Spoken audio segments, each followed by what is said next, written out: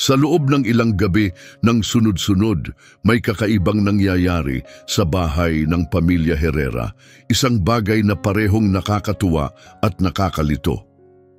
Ang kanilang 4 na taong gulang na itim na pitbull na si Rex ay nagsimulang kumilos ng kakaiba at lahat ito ay may kinalaman sa kanilang bagong silang na anak na babae. Noong una, inakala ni Elena at Marco Herrera na isa lang itong pagkakataong hindi sinasadya. Pero habang tumatagal, mas lalo nila itong pinapansin. Isang gabi, habang sumilip sila sa nursery ni Chiara na bahagyang may ilaw, napatigil sila sa may pintuan, gulat sa kanilang nakita. Nandoon si Rex, nakahiga sa tabi ng kuna, parang isang bantay. Nakaposisyon ang malaking katawan niya sa pagitan ng pintuan at ng kuna. At hindi umaalis ang tingin niya kay Chiara habang ito'y mahimbing na natutulog. Hindi ito karaniwan kay Rex. Karaniwan siyang nananatili sa ibaba kasama ang mag-asawa, nakapulupot sa kanyang higaan malapit sa sopa habang ginagawa nila ang gabi-gabing routine ni Chiara sa itaas. Pero ngayong gabi, nagpasya si Rex at wala siyang balak magbago ng isip. Pagkatapos ilagay si Chiara sa kuna, agad siyang sumingit sa pagitan ng mag-asawa at humiga sa harap ng kuna na parang may misyon. Hindi siya naglalakad-lakad, hindi tahol ng tahol at hindi rin aligaga. Kalma siya, nakatutok at hindi natitinag, parang isang sundalong naka-duty. Maingat siyang tinawag ni Elena, ayaw niyang magising si Chiara. Sumali si Marco, iniaalok ang paboritong treats ni Rex, yung hindi niya kailanman tinatanggihan. Nang hindi ito umubra, mahinahong hinila ni Marco ang kwelyo ng aso para akayin palabas. Pero ayaw gumalaw ni Rex, parang nakadikit siya sa sahig. Ang tingin niya ay nakatuon pa rin kay Chiara, alerto at hindi kumukurap. Halatang hindi siya swail, nangingibabaw ang pagiging protektibo niya, nagtinginan ng mag-asawa, may halong pag-aalala. Kahit kailan ay hindi naging agresibo si Rex, pero nag-aalangan pa rin silang iwan ang isang malaking pitbull sa tabi ng kanilang sanggol buong gabi. Pagkatapos ng mahina at maikling pag-uusap, nagkasundo silang kahit ngayong gabi lang hayaan na muna. Palaging tapat at maamo si Rex, at para bang pinili niyang bantayan si Chiara. Bago umalis sa silid, tumigil si Elena sandali at pinanood ang tahimik na tanawin. Ang kanilang asong minsang galing sa shelter, ngayoy tapat na nagbabantay sa kanilang anak. Naramdaman niya ang isang hindi inaasahang damdamin ng pagkalambot ng puso kahit hindi pa niya lubusang nauunawaan ang dahilan sa likod ng kilos ni Rex. Ang hindi nila alam, ang ginagawa ni Rex ay hindi lang basta kakulitan o biglaang lambing. May mas malalim na dahilan at malapit na nila itong matuklasan at magugulat sila. Sa mga sumunod na gabi, ipinagpatuloy ni Rex ang kanyang bagong gawi. Pumapasok sa silid ni Chiara tuwing gabi at hindi umaalis hanggang sumikat ang araw. Sa una, panatag ang mag-asawa. Nagbiro pa nga sila na si Rex na raw ang personal na gwardya ni Chiara tuwing gabi. Lalo na kay Elena, naging panatag ang kalooban niya sa bagong ugnayang nabubuo. Para bang 2 piraso ng puso niya ang nagtagpo. Hindi niya maiwasang balikan ang landas na kanilang dinaanan bago ito mangyari. May panahon, hindi pa ganoon katagal, na ang pagkakaroon ng anak ay tila isang imposibleng pangarap. Tulad ng maraming mag-asawang umaasa, sabik na sabik sina Elena at Marco na magkaroon ng anak. Ngunit buwan-buwan, kabiguan ang kanilang inaani. At habang tumatagal, lalo itong bumigat sa damdamin ni Elena na labis ang pagnanais maging ina. Nang makita ni Marco ang lungkot ni Elena, nagpasya siyang gumawa ng kahit anong paraan para mapasaya ito. Dito siya nagpunta sa animal shelter at doon niya nakilala si Rex. Ang aso na may makintab na itim na balahibo at malulungkot na mata ay agad niyang kinaibigan. Naramdaman ni Marco ang koneksyon at alam niyang ang asong ito ay para sa kanila. Dinala niya si Rex sa bahay, umaasang maibabalik nito ang kaunting sigla kay Elena at nagtagumpay siya. Sa unang pagkikita pa lang nila, lumiwanag ang mga mata ni Elena sa paraang matagal na niyang hindi nakita. Niyakap niya agad ang maamong pitbull na gumanti naman ng buntot na kumakawag at malalambing na dila. Hindi nagtagal, naging mas buhay ang bahay nila, mas kaunti ang katahimikan. Sa pag-aalaga kay Rex, nailabas ni Elena ang pagkalingang matagal na niyang gustong ibigay. Hindi man ito ang sanggol na pinangarap niya, naging napakahalaga ni Rex, isang emosyonal na tulay patungo sa hinaharap na inaasam. Ang kanilang ugnayan ay naging mabilis at malalim, isang tahimik na pangakong kayang magpagaling ng pagmamahal anuman ang anyo nito. At ngayon, makalipas ang ilang taon, ang parehong asong ito ay nagbabantay sa kanilang anak na parang isang responsibilidad na hindi niya mabitawan. Pero malapit na nilang malaman ang katotohanan sa likod ng pagiging alerto ni Rex at magbabago ang lahat. Sa mga unang buwan matapos ampunin si Rex, naging higit pa siya sa isang alaga. Siya ang laging kasama ni Elena, anino niya, at tahimik na sandigan sa mga panahong hindi tiyak ang mundo. Saan man siya magpunta, sumusunod si Rex. Humihiga ito sa tabi niya habang nagbabasa siya sa porch, masayang sumusunod sa kusina at natutulog sa kandungan niya habang nanonood sila ng TV. Napakatibay ng kanilang ugnayan, parang iisang kaluluwa sila. Lumipas ang 3 taon sa mabilis na agos ng mga lakad sa labas, habulan ng bola, gabi ng panunood ng pelikula at mahigpit na yakap. Si Rex ay naging bahagi ng tibok ng pamilya, lalo na para kay Elena na nakahanap ng tahimik ngunit malalim na ginhawa sa presensya ng aso. Gustong-gusto niya kung paano lumalapit si Rex tuwing gabi.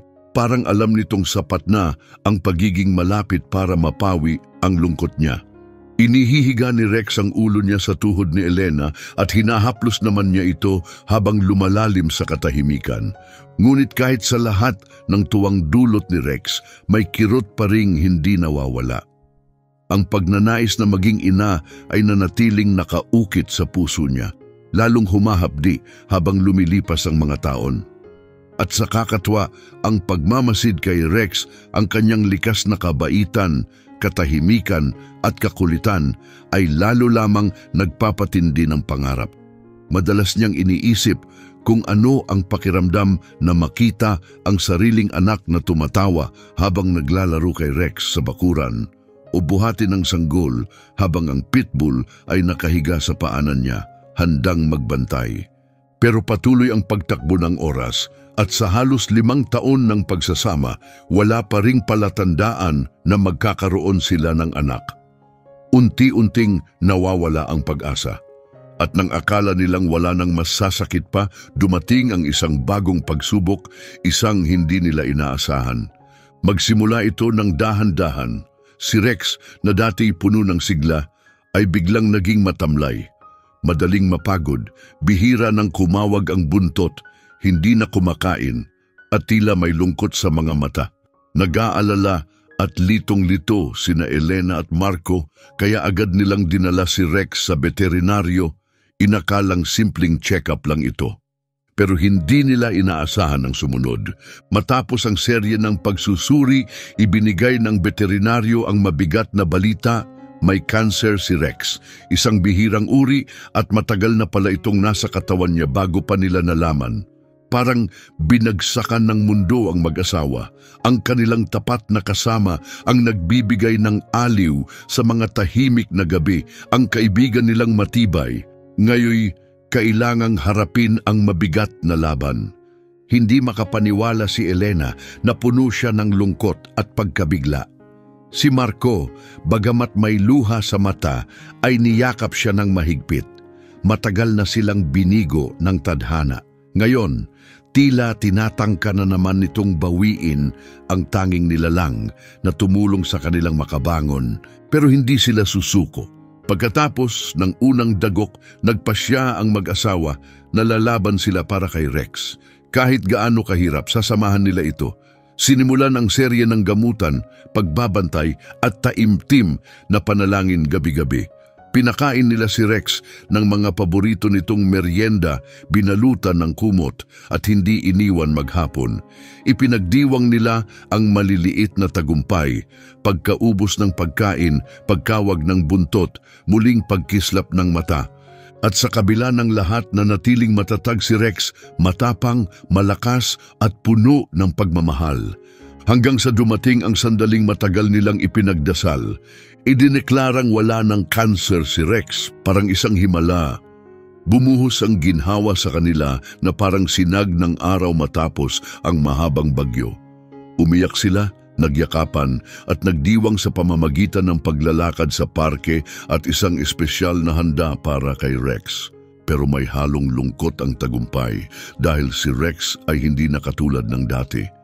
Bagamat na pagtagumpayan ng sakit, iniwan ito ng mga pilat na walang gamot na makakatanggal. Ang pinakakapansin-pansin sa mga ito ay ang kanyang boses. Ang dating malakas na tahol na umaalingaw-ngaw sa buong bahay ay tuluyan nang nawala. Sa halip, mga mahihinang ungol, impit na iyak at mabababang daing na lang ang naririnig. Ipinaliwanag ng veterinaryo na naapektuhan ng kanser ang kanyang lalamunan, kaya't hindi na siya makatahol ng maayos. Isang epekto na hindi nila inasahan. Masakit itong marinig, lalo na para kay Elena. Ang katahimikan ay tila hindi natural, parang nawalan ng bahagi ang kaluluwa ni Rex. Ngunit mahinahong paalala ni Marco, nandito pa rin siya, buhay pa rin, nagmamahal pa rin. Hinawakan niya ang kamay ni Elena at idinugtong, maaring nawala ang boses niya, pero hindi kailanman nawala ang puso niya. Iyon ang mahalaga. Tumango si Elena, pilit pinipigil ang luha at hinawakan ang mga salitang iyon. Magkasama nilang nalampasan ang isang napakalaking pagsubok. Ang ugnayang nabuo sa gitna ng sakit at pagmamahal ay hindi na masisira. Pero alam nilang may nagbago. Si Rex, na dati puno ng sigla, ay hirap nang bumalik sa dati niyang sigla. Gumaning ang kanyang katawan, ngunit tila mabigat pa rin ang kanyang kalooban. Madalas siyang mahuling nakahiga sa tabi ng bintana, tahimik na nakatanaw sa labas. Nawawala ang ningning sa kanyang mga mata, napalitan ng lungkot na hindi maitago ni Elena. Tiniyak ng veterinaryo na ito'y bahagi lamang ng proseso ng paggaling, isang emosyonal na pagod na karaniwan pagkatapos ng matinding gamutan. Isang yugto anila na lilipas din. Kumapit sina Elena at Marco sa pag-asang iyon. Lumaban na sila ng ganun kalayo. Hindi sila titigil ngayon. Lumipas ang mga buwan, ngunit hindi nagbago ang ugali ni Rex. Tahimik na tinanggap ng mag-asawa ang katotohanang baka hindi na muling bumalik ang dating kasiglahan ng kanilang alaga. Mahirap tanggapin ang makitang tila anino na lamang siya ng dating sarili. Kahit anong gawin nila upang pasayahin siya, nanatiling malungkot ang kanyang mga mata. Hanggang sa isang araw, may bigla ang pagbabago. Walang babala. Dumating ang bagay na matagal na nilang binitiwan galing sa isang himalang pinagmulan. Nakita ni Elena ang dalawang guhit sa pregnancy test habang nanginginig ang kanyang mga kamay sa gulat. Mabilis ang tibok ng kanyang puso habang lumulubog sa kanya ang katotohanan. Buntis siya. Matapos ang mga taon ng pagluha, panalangin at pagsuko, sinagot sila ng buhay sa pinakahindi inaasahang sandali. Bumuhos ang damdamin, tinawag niya si Marco at sabay nilang naranasan ang isang napakalalim na saya na nagpaiyak sa kanila pareho. Ang tahanang minsang puno ng pananabik ay ngayoy puno na ng bagong pag-asa. Ngunit habang sila'y nagdiriwang, may isa pang himala na unti-unting nahahayag. Nagbago si Rex. Sa unay banayad lang, mas madalas tumayo ang kanyang mga tainga. Marahang kumakawag ang buntot tuwing dumadaan si Elena. Ngunit di nagtagal, naging lantad ang pagbabago. Para bang naramdaman niya ang buhay na tumutubo sa loob ni Elena bago pa ito bumilog ang tiyan. Ang kanyang likas na pakiramdam, bagamat sinubok ng sakit, ay muling nagising na may malinaw na layunin. Saan man magpunta si Elena, naroon si Rex. tahimik na nakasunod, punong-puno ng kahulugan ng mga mata. Hindi na siya naghihiwalay o tumatanghod sa bintana.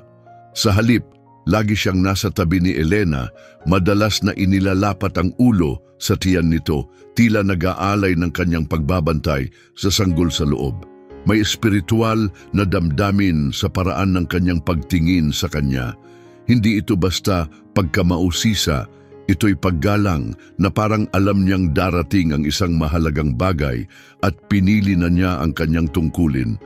Habang lumilipas ang mga linggo, lalong naging mapagmalasakit si Rex. Hihiga siya ng matagal sa tabi ni Elena, marahang tinutulak ang kanyang ilong kapag ito'y nag-aalangan sa pagkilos at ikinikurba ang katawan upang protektahan ang mga paa nito habang natutulog sa sopa. Sa unang pagkakataon sa mahabang panahon, nakita ni Elena ang anino ng dating Rex at napuno siya ng pag-asa. Hindi lang para sa kanyang pagbubuntis, kundi para rin sa paggaling ng mahal niyang aso. Pinangarap niyang dumating ang araw na magkikita ang kanyang anak at si Rex, tiwalang magiging matalik silang magkaibigan. At dumating nga ang araw na yon sa pagdating ni Baby Chiara. Mula nang dalhin si Chiara sa bahay, parang agad na unawaan ni Rex kung gaano siya kahalaga. Hindi siya tumatahol, hindi siya nagpapagulat. Sa halip, nanatili siyang tahimik, matiisin at mapagbantay. Naupo siya sa tabi ng duyan habang natutulog si Chiara, malumanay ang mata, minsan ay sinisinghot ang hangin upang tiyaking ligtas ang paligid. Kapag umiiyak si Chiara, agad tumatayo si Rex at titingin kay Elena, parang nagtatanong kung kailangan ng tulong. Habang lumalaki si Chiara, humihiga siya sa tabi nito habang nagto-tummy time, marahang dinidilaan ng mga daliri o nanonood habang ito'y kumakampay at tumatawa. Naroon siya sa unang tawa, sa unang paghawak ng laruan, sa unang tulog na mahaba sa gabi. Para kina Elena at Marco, napakagandang pagmasdan ang ugnayan ng kanilang anak at ng asong tumulong sa kanila sa pinakamadilim na yugto ng buhay nila. Higit pa sa katapatan, ito ay tunay na pagmamahal. Kaya nang naging mas malambing si Rex kaysa dati, inisip lang nila na bahagi ito ng kababalaghang kanilang nasasaksihan. Pero unti-unting nag-iba ang damdamin. Sa simula, pakiramdam lang isang kaba na sinusubukang iwaksi ni Elena. Isang hapon, matapos pakainin si Chiara, inihiga niya ang sanggol sa isang malambot na kumot sa sala habang nililinis niya ang kusina. Tulad ng inaasahan, dumating si Rex at umupo malapit kay Chiara gaya ng nakagawian. Pero pagbalik ni Elena makalipas ang ilang minuto, napatigil siya sa paghinga.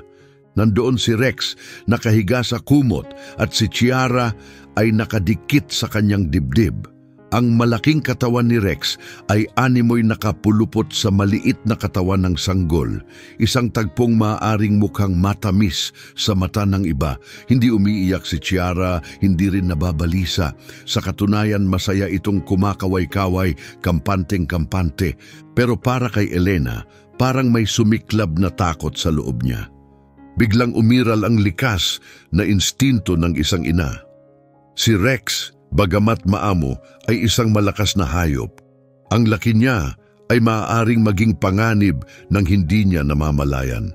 Paano kung mapalapit siya habang natutulog? Paano kung magulat at biglang gumalaw?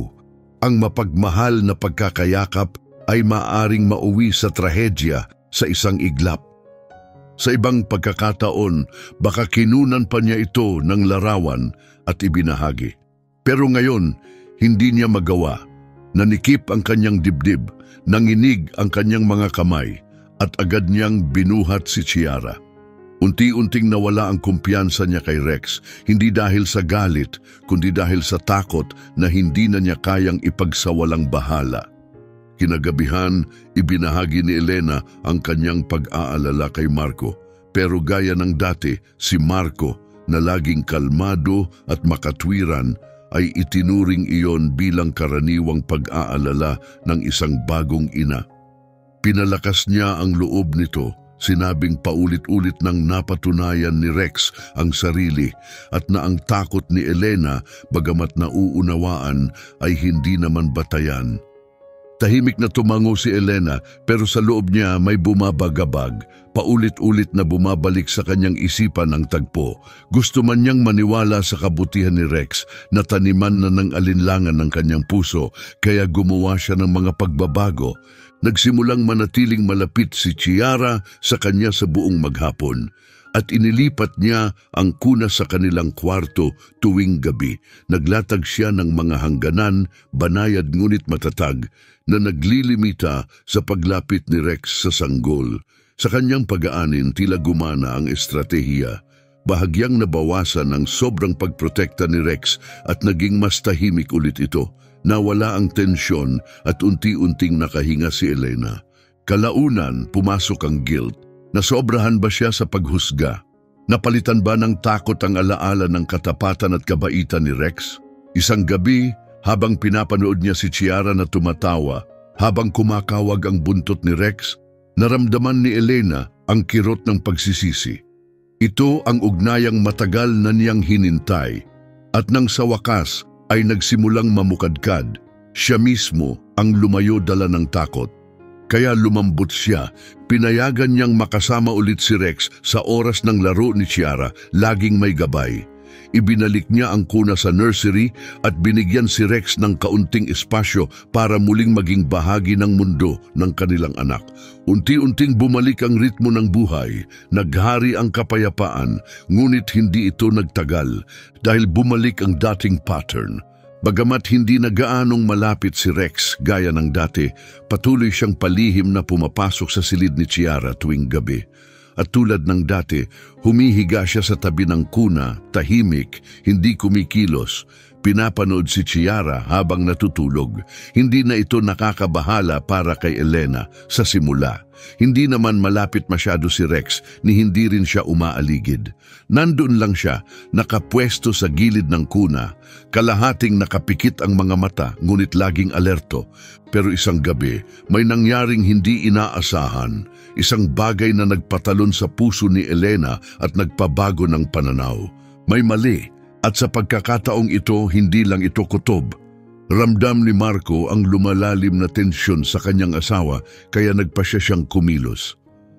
Ang pag-uugali ni Rex sa pagbabantay sa kuna ni Chiara ay lumampas na sa pagiging cute. Lalo na't sa loob ng ilang linggo ay tumatanggi na itong umalis sa tabi ng sanggol. Buo ang loob ni Marco na magtakda ng limitasyon. Kaya tahimik siyang pumasok sa nursery ng gabing iyon at inabot ang kwelyo ni Rex upang mahinahong akayin ito palabas. Ngunit ang sumunod na nangyari ay nagpayanig sa kanya. Walang babala, umungol si Rex. Isang malalim, nakakatakot na ungol ang umalingaw-ngaw sa tahimik na silid. Umangat ang labi niya, lumitaw ang matutulis na ngipin at bumulaga ang isang anyong hindi kailanman nakita ni Marco. Ang pitbull na minahal at pinagkatiwalaan nila sa loob ng maraming taon ay biglang naging ibang nilalang. Napaatras si Marco, taas kamay, hindi dahil sa takot para sa sarili, kundi dahil kay Chiara na ilang hakbang lang ang layo. Ayaw niyang lumala pa ang sitwasyon. Nakakatakot yon. Hindi iyon ang Rex na kilala nila. Ang paligid ay tila tumigil, bumigat ang hangin sa gitna ng pagkalito at pangamba. Dahan-dahang lumabas si Marco sa nursery, hindi tumatalikod hanggat hindi siya nakakalayo sa paningin ni Rex. Nang sumalubong siya kay Elena sa pasilyo, nagsalita na ang kanyang maputlang mukha at nanginginig na mga kamay. Ang takot ni Elena para sa anak ay mas malakas kaysa alinlangan. Agad siyang sumugod sa nursery, handang ipagtanggol ang anak sa kahit ano. Pero pagpasok niya sa silid, habang mabilis ang tibok ng puso, isang hindi inaasahang tanawin ang bumungad sa kanya. Hindi umungol si Rex, hindi siya gumalaw, ni hindi siya mukhang galit. Tahimik lang siyang nakahiga, nakapatong ang ulo sa mga paa at tahimik na sinusundan ng tingin si Elena. Para bang walang nangyaring masama, lumapit si Elena at dahan-dahang binuhat si Chiara. Inasahang maaaring tumayo si Rex pero hindi niya ginawa. tahimik lang siyang nanood, hindi mabasa ang ekspresyon, para bang humihingi ng tawad. Litong-lito lumabas si Elena at bumalik sa kanilang kwarto. Gabi ring yun, hindi sila nakatulog ng maayos. Magdamag silang nagbulungan, nagtatanong ng mga sagot na wala naman silang maibigay. Ano ang nagtulak sa ganong pag-uugali? Bakit tila ayos si Rex sa isang sandali tapos biglang parang bantay na galit? Ano ba talaga ang nangyayari? Kinabukasan, nagpasya sila, oras na para humingi ng tulong mula sa eksperto. Dadalhin nila si Rex sa isang animal behaviorist, isang taong bihasa sa pag-unawa ng mga psikolohikal na pagbabago sa mga hayop, lalo na sa mga dumaan sa trauma gaya ng cancer. Baka may malalim na sugat na kailangang tugunan. Maagang nagising si Elena upang maghanda. Habang naglalakad sa bahay, huminto siya sa may pasilyo, nakatingin sa pinto ng nursery. Parte ng sarili niya ay gustong pumasok at silipin si Rex ng personal. Pero ang alaala ng ungol at ipin noong gabing iyon ay pumigil sa kanya. Sa halip, binuksan niya ang baby monitor, umaasang magkakaroon ng kapayapaan kahit mula sa malayo. Sa unang tingin, tila normal ang lahat. Sa screen makikita si Rex sa dati niyang pwesto sa tabi ng kuna, nakatago ang ulo sa pagitan ng mga paa. Walang tensyon, walang pag-ikot, walang agresyon. Mukha siyang kalmado, halos nagsisisi. Dahan-dahang huminga si Elena. Baka sobrang pagod lang ang bumalot sa pag-iisip nila. Baka nagulat lang si Rex kagabi. Pero habang papatayin na niya ang monitor, may bumulong sa kanyang isip. Paano kung may mas malalim pa? Dala ng di maipaliwanag na kutob, binalikan ni Elena ang mga naunang footage ng nakaraang gabi. Tapos, parang may nagtulak sa kanya, pinanood pa niya ang mas luma pang mga video, umaasang may mas malinaw na sagot sa kakaibang ugali ni Rex tuwing gabi. At doon niya ito nakita. Nanlamig ang kanyang katawan habang tuloy-tuloy ang pagtakbo ng video. Bumilis ang tibok ng puso niya, nanigas ang mga daliri sa ibabaw ng screen. Mabilis niyang tinawag si Marco at magkasama nilang pinanood ang monitor, parehong hindi makapaniwala sa kanilang nakikita. Gabi-gabi, halos sa parehong oras, nagbabago ang kilos ni Rex sa nursery. Kitang-kita sa video kung paano siya biglang napapahinto, tumitigas ang mga tainga at naninigas ang katawan. Tapos, humaharap siya sa bintana, mahinang umuungol, nakataas ang buntot at nakataas ang balahibo. Sa bawat pagkakataon, ipinapakita niyang nanlilisik ang mga mata, pinipilit tumahol sa dilim sa labas ng salamin. Hindi ito basta-basta, hindi ito paminsan-minsan, paulit-ulit itong nangyayari. May isang bagay o isang tao sa labas. Nanlambot ang dugo ni na Elena at Marco. Hindi pala basta pagiging clingy si Rex. Hindi siya nagsiselos kay Chiara o basta may pabago-bagong ugali. May nararamdaman siyang hindi nila nakikita. May isang presensyang bumabalik gabi-gabi sa labas ng bintana ng kanilang anak. At ngayon, biglang naging malinaw ang dahilan ng pagsigaw ni Rex kay Marco. Hindi niya gustong saktan ang amo. Pinoprotektahan niya si Chiara at maaring inakala niyang may panganib sa paglapit ni Marco. Hindi ito pag-atake, ito'y pagdepensa, pinatindi ng instinto at takot. Hindi na nag-aksaya ng oras si Marco, agad niyang dinial ang numero ng mga awtoridad. Ano man ang nangyayari sa labas ng bintana, kailangan nilang malaman ang totoo. Pwede nang ipagpaliban ang pagbisita sa animal psychologist. May mas madilim na posibilidad na unti-unting nabubunyag at oras na para tuklasin ito. Nakipagtulungan sina Elena at Marco sa mga pulis. Pinayagan silang suriin ang bawat segundo ng surveillance footage mula sa kanilang bahay. Sa pagkakataong ito, naging mas maingat sila. Maingat na pinagtagni-tagni ang mga oras at ikinumpara ang mga kuha mula sa iba't ibang anggulo ng bahay. Tahimik ang buong silid habang nakaupo silang magkakadikit kasama ang mga opisyal, sabay-sabay na nakatitig sa kumikislap na mga imahe. May mabigat na kutob sa dibdib at dumating na nga. Mula sa isang night recording sa nursery, napatigil ang lahat sa isang frame. Sa likod ng bintana, isang anino, tao malinaw, ang nakatayo sa dilim. Isang silweta, payat at matangkad, tahimik na nakasilip sa loob ng salamin. Bagamat malabo at madilim ang imahe, hindi ito mapagkakaila. May nanonood kay Chiara, napakalapit sa kuna, napakalapit sa natutulog na sanggol. Napasinghap si Elena, hawak ang dibdib na tila nawala ng hangin.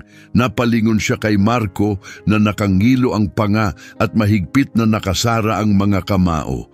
Bumulusok sa kanila ang takot at galit na parang malalaking alon. Ang ideya na may dayuhang nakatayo lang sa labas ng bintana, ilang pulgada mula sa kanilang anak, ay yumanig sa kanilang kaluluwa. Sa kasamaang palad, hindi malinaw ang mukha sa grainy na footage. Wala itong sapat na detalye para matukoy ang pagkakakilanlan ng lalaki hanggang sa suriin nila ang doorbell camera.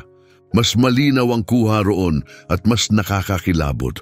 Sa loob ng ilang gabi, paulit-ulit na lumilitaw ang parehong lalaki sa paligid ng kanilang bahay, nakatayo malapit sa porch, nakatitig sa mga bintana ng may hindi maipaliwanag na intensyon. Gusgusin, marumi, balot ng maraming layer ng sirang damit, tila isang palaboy. Pero hindi ito basta paglalakad ng isang pagalagalang tao. Planado ang bawat galaw niya. Pinagmamasdan sila, inaaral sila. Sa wakas, nakakuha ng malinaw na larawan ang mga pulis. Lumapit sina Elena at Marco, nakakunot ang noo sa pagkalito. Wala silang pagkakakilanlan sa lalaki. Isa siyang estranghero, isang taong pinili silang gawing target sa dahilan na hindi nila maintindihan.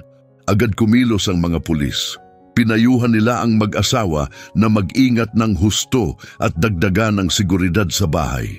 Pero para kay Elena, kahit gaano pa karaming kandado o kamera, hindi mapapawi ang takot na nagsimulang kumulo sa kanyang puso. Nang gabing iyon, sinabi niya kay Marco na hindi na niya kayang manatili sa bahay kahit isang minuto pa. Nag-impake sila ng ilang mahahalagang gamit. Binalot si Chiara ng mga kumot at bumiyahe papunta sa bahay ng kapatid ni Marco sa kabilang bayan. Gimbal na gimbal si Elena. Nanginginig ang kanyang mga kamay sa bawat pag-iisip kung ano sana ang nangyari kung hindi sila umaksyon agad. Isang linggo ang lumipas, isang tawag mula sa pulisya ang nagbago ng lahat. Naaresto na ang lalaki. Matapos makatanggap ng tahimik na tip mula sa isang kapitbahay at makumpirma ang pagkakakilanlan sa facial scan, natuntun siya ng mga autoridad at inaresto. Mas nakakatindig balahibo pa ang sumunod na balita. Sa investigasyon, natuklasan na ang lalaki ay sangkot sa ilang kilalang kaso ng pagdukot sa mga bata sa iba't ibang panig ng bansa. Gumagamit siya ng taktika, inoobserbahan ang mga pamilya ng ilang araw o linggo. Bago isa katuparan ang planadong pagpasok sa bahay kapag tulog o abala ang mga magulang. Plano niyang kunin si Chiara, parang kutsilyong tumusok sa dibdib ni Elena ang katotohanang iyon. Napaluhod siya sa sahig habang sinalus siya ni Marco, maputla ang mukha, nanginginig ang katawan. Nasa bingit na pala sila ng pagkawala.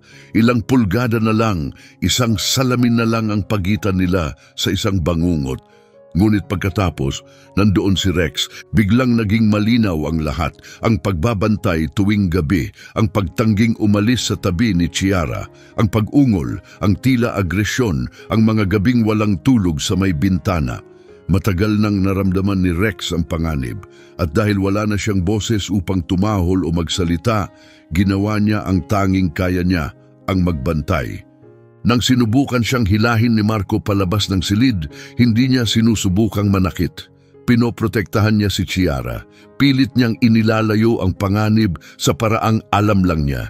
Nilabanan niya ang trauma, sakit at katahimikan at sa kabila ng lahat, ang iniisip lang niya ay ang kaligtasan ng pinaka-inosente sa kanilang pamilya. Napuno ng sakit at pagsisisi ang puso ni Elena. Pinagdudahan niya si Rex, natakot siya sa kanya, samantalang tahimik na lumalaban ng aso para sa kanila. Lumuhod siya sa tabi nito, niyakap ang leeg ng tapat na aso. at humagulhol sa kanyang balahibo, paulit-ulit na humihingi ng tawad at nagpapasalamat. Nakaluhod si Marcos sa likod niya, luhaang nakatingin, tahimik na tumutango. Ang kanilang aso na minsang itinapon at kalaunan ay inampon ay naging bayani. At hindi lang para kay Chiara. Sa pag-aresto sa suspek, natukoy ng mga pulis ang pagkakahalintulad ng kanyang kilos sa iba pang hindi nalulutas na kaso. Ang ginawa ni Rex ay hindi lang nagligtas kay Chiara. Maaring nakapigil rin ito sa mga trahedya na mangyayari pa sa ibang pamilya. Binigyan niya sila ng oras. Itinaas niya ang tahimik na alarma. Ilang buwan matapos ang insidente, kahit hindi pa rin ganap na nakakabangon, gumawa ng malaking desisyon ang pamilya Herrera. Ibinenta nila ang bahay.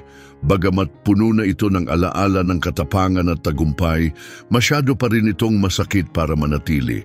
Nag-empake sila, lumipat sa isang bagong lungsod at nanirahan sa isang tahimik at maaraw na bahay na napapalibutan ng mga puno, malayo sa anino ng nakaraan. Sa kanilang pagkabigla, unti-unting nawala ang obsesibong ugali ni Rex. Hindi na siya nagbabantay sa tabi ng kuna tuwing gabi. Mahimbing siyang natutulog, sa wakas ay panatag.